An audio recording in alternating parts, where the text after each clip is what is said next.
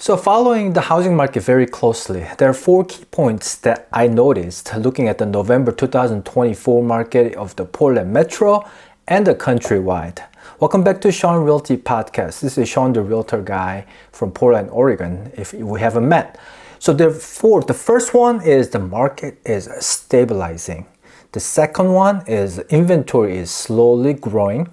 Third, affordability is improving because interest rate has been improving pretty significantly in the last few weeks.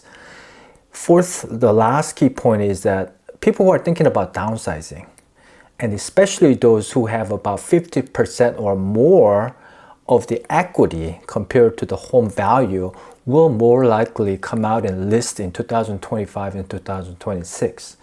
And this is based on, let's take a look at the November, the Portland Metro number, and I'll explain based on this data. By the way, this data is pretty close to the national data, believe it or not.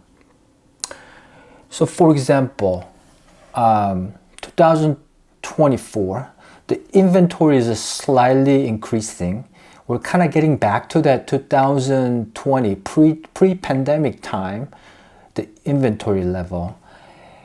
And 2023 is kind of hard to compare, but it hasn't changed much. What I mean by the stabilizing market is that you can kind of see from 2023 and 2024, it really hasn't changed much. And these average sales price are depending on what kind of listings come on the market that month and the following month. And it can fluctuate just like 1, 2, 3, 4%. But this basically shows me that the market isn't really like going up really fast or, crashing really fast. It's basically stabilizing.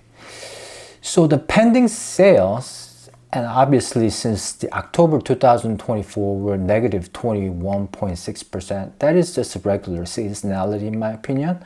But if you look at the November of 2023, we have more pending sales than the last year. Closed sale, actually a lot more. Now, new listings, we are negative. So this is where the bigger problem is because of the inventory, but it is increasing gradually. The active listings, we have about 9% more than last year about this time of the year. And the median sale price, it hasn't changed much. I mean, less than 3%, that's within a year, it doesn't do much. The total market time is 64 days and it just went up just a little bit. So it sells a little bit slower than the last year basically. Oh, it's very blue. And one last thing that I noticed is that the affordability is improving because of the interest rate. So for example, I looked at the On Point, the 30-year fixed rate is about 6.375%, which is probably the lowest for about last 2 to 3 months. So that's going to impact the home buyers' affordability. And at the same time, people who are thinking about selling, their next purchase has to make sense.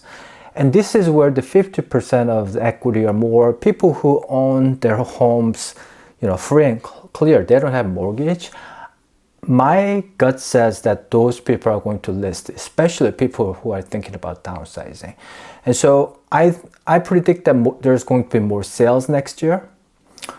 And the more options to choose from, especially for those buyers.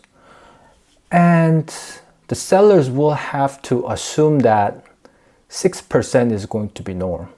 So it has to make sense to buy their next home and sell their homes at 3%. That's the toughest pill to swallow right now. That's why we call it a lock-in effect. But it's going to improve gradually. But I don't see it completely opening up. I think 2025 will be another stable, slightly improving the inventory for the buyers, and affordability is going to slightly increase. I mean, I wouldn't be surprised if we see about high 5% next year with a new president going in, and things are going to stabilize a little bit, as long as we don't have major wars, I think it will improve. I think the economy will do better. And so affordability, which is probably the biggest problem that we have right now, no matter what's going on, I mean, if home buyer's mortgage is so expensive, not much will happen. So hope that makes sense. If you enjoyed this video, please like and subscribe. And I would love to hear what you guys want to know. I sometimes break down these housing numbers, and especially during the winter time when things aren't really happening, when, you know, the market is pretty slow, I sometimes get lost of what to even talk about. So I'd love to hear what you guys want to know more about housing market or real estate in general. Please leave a comment or send me a DM so I can make some videos about it. And I hope you guys are doing well, and I'll see you on the next video.